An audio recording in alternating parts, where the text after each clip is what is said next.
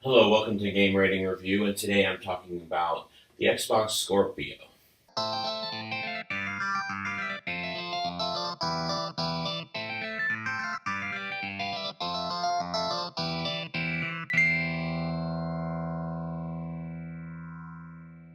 Xbox and PlayStation decided, I don't remember who was first, that they were going to put out iterative consoles, that the next console that they're going to put out is going to be a little bit stronger, and they have different approaches to doing this.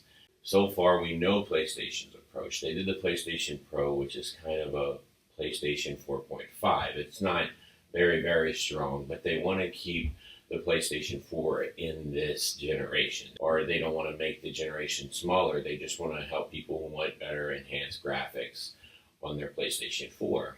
Xbox at one of the E3s said that they're working on something called Scorpio that has 6 teraflops and it's going to blur the lines of the generations. And at first I was like, okay, I'm interested in this.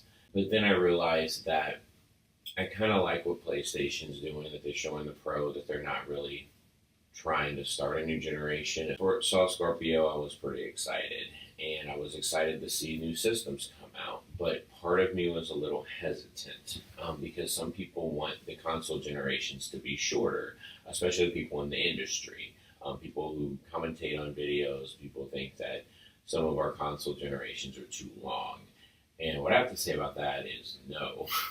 I do not want our console generations to be shorter. Everyone is trying to get consoles to be more like the iPhone or the Samsung, where a phone comes out every year, every other year, and then it just gets stronger and stronger.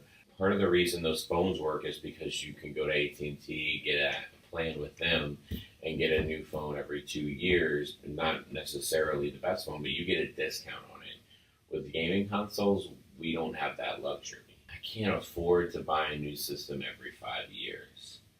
I can't. It's too much money. If it's every 7, 8 years, absolutely yes. But every 5 years, and by the time I buy the one, like let's say 2 years go by, I buy that one, I'm already halfway through the generation.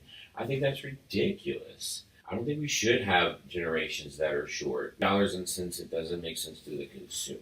And if you're coming out with consoles too often, like Sega did, you're going to lose consumer confidence. I think you're not going to be able to push forward games. You're not going to be able to use the full capacity of what that gaming console is worth.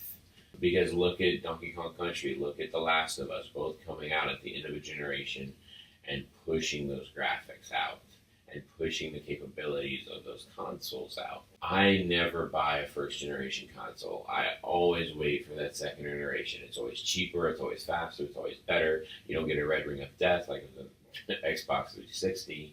It works out the kinks. You get it smaller and you get it at a cheaper price. I always wait for that second generation. By then, I can go back, play old games. I've talked about this before. Go back, play old games, and then I look forward to the future ones. Whenever I bought my Xbox 360, I got Halo Reach. That was my first game. And then it gave me a lot of time in this generation once that came out. It gave me a few more years because I came in, 3 years, 4 years in, and then I had 4 more years to enjoy my content. I don't want shorter generations. I don't want blurred lines between generations.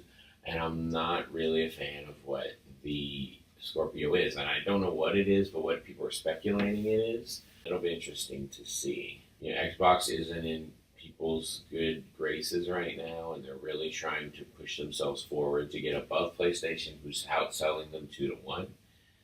And I think they're making good moves. I think they're trying to appeal to the gamer and to the consumer. What Xbox does, if Xbox actually is able to blur the lines between generations, actually make the console generation shorter, I hope PlayStation doesn't go there because I won't be able to afford it. I might actually go to PC gaming exclusively because I'll be like, well, my PC will last me for 8 years playing the same stuff. I can't just be jumping over, oh, let me buy a new system. And one thing that Xbox is doing is I think they're trying to have backwards compatibility on all their machines. And I think that's what the blur the lines thing is. No matter which Xbox comes out, you can play an Xbox One game, you can play an Xbox 360 game, you can play a Scorpio game or whatever their next system is. If that's true, then I really like it because I wish Nintendo did that more, especially with their online stuff. So if I buy something online on the Wii U, I don't know if I'm going to get it on the next console. I don't know if we're buying stuff for PlayStation 4 online, if it's going to be on the next PlayStation, because PlayStation 3 was kind of a self-contained thing. Right at the beginning, that backwards compatibility of the PS3, but PS4 was not backwards compatibility, not even on the online store. Consoles need to learn from Steam and learn that when you buy something, you can play it on all of their systems. If these consoles are really getting to the level of where PCs are, there's no excuse that your online store should be limited to just that console. If I go online and buy something off the PlayStation Store online, I should be able to play it on PlayStation 4 or even the next PlayStation 5 and on. That should be something that should have been done already. I think it's ridiculous that they haven't implemented that yet. Yet again, I'm afraid for the future of gaming because I won't be able to afford it. I can barely afford. I haven't even bought a PS4 yet. I will when the Pro comes out, and I'm gonna try to afford PlayStation VR. I'm still looking forward to console generations. I just hope that they don't decrease and try to just grab all my money. Because people who work for a living, people who have, we can't buy consoles all the time.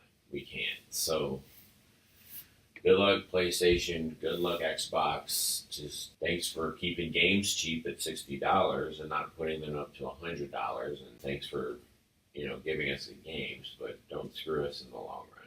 If you like what you see here, please click that like and subscribe button. My name is Jean-Marc. This has been the Game Rating Review blog. And just remember that this was just my opinion.